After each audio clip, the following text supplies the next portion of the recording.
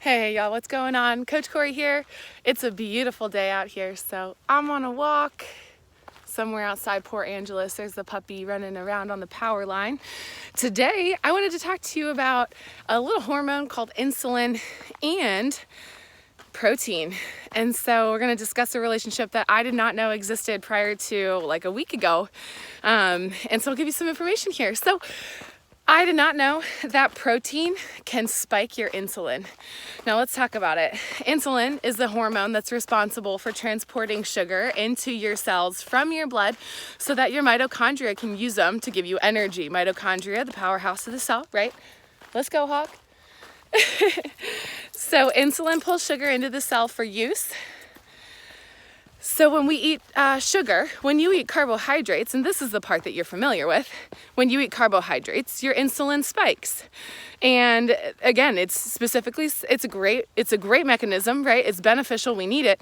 But we know that as we overeat carbs, or if we eat too many carbs, we end up releasing too much insulin. And then we're inflamed, essentially. I mean, long story short, it leads to inflammation, and that can lead to chronic disease. So I just found out, again, that protein can have this similar effect in your body, this spike of your hormone insulin. And this is awful, really, because we don't want these frequent spikes in insulin. We know that having too much insulin in the bloodstream can lead to something like type 2 diabetes, can lead to obesity, and frankly, I'm learning a myriad of other metabolic diseases. And so what we need to do is think about how we can control those levels of insulin. So now let's go a little bit deeper. If you're still with me, awesome, here we go. Now, if protein can spike your insulin, there needs to be certain conditions under which this happens. So the great news here is that it doesn't always happen, and we can actually prevent this spike of insulin when we eat protein. So we need protein.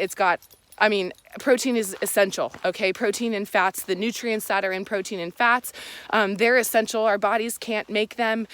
We need to get them from external sources. So how can we consume protein in a way that we could call safe without these spikes in insulin?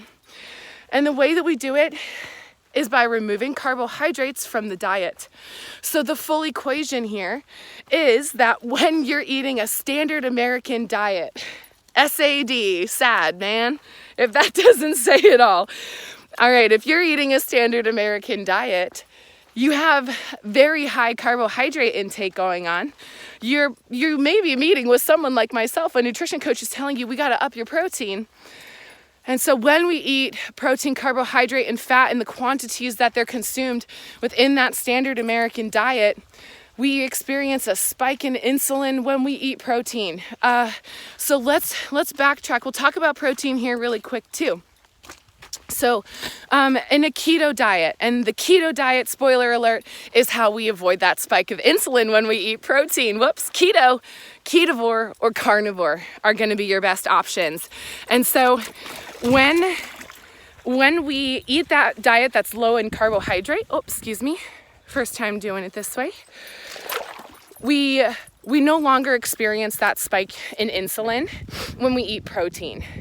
And so protein contains amino acids that the body can actually turn into glucose via a homeostatic mechanism called gluconeogenesis, the creation of new glucose from molecules or chemical compounds, right, that are not carbohydrates. And so that is why there are these proteins, or these amino acids rather, the building block of the protein. So proteins are like long chains and complicated shapes of amino acids.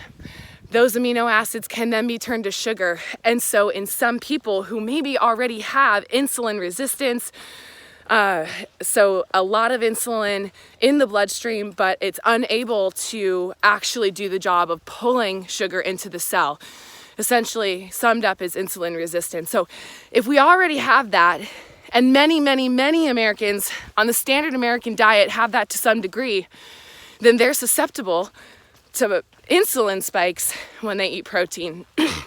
Now, again, I told you earlier, the great news is that the keto diet, ketovore or carnivore, is your ticket out, okay? This is how you regain control of your diet. Your health, your nutrition, shit, it's bigger than that.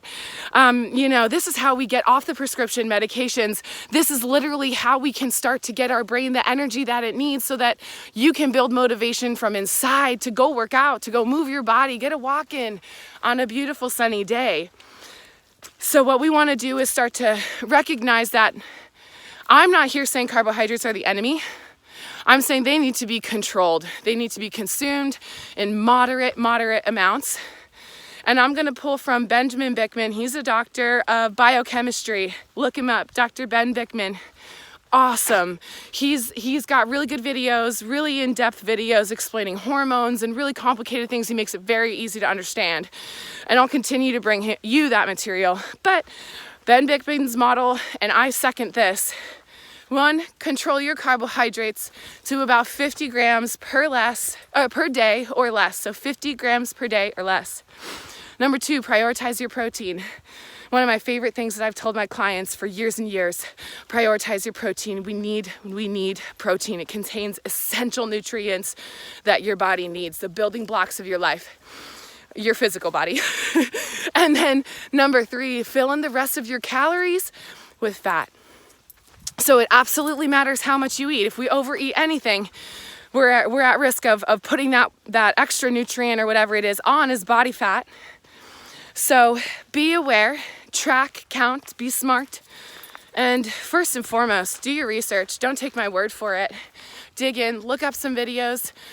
Just start to get up to date with this information that's the newest, the latest in nutrition science. And it's like finally being done the right way. The research is finally being done the right way. So that is just like, that's exciting for us. So anyway, that's what I got for you today.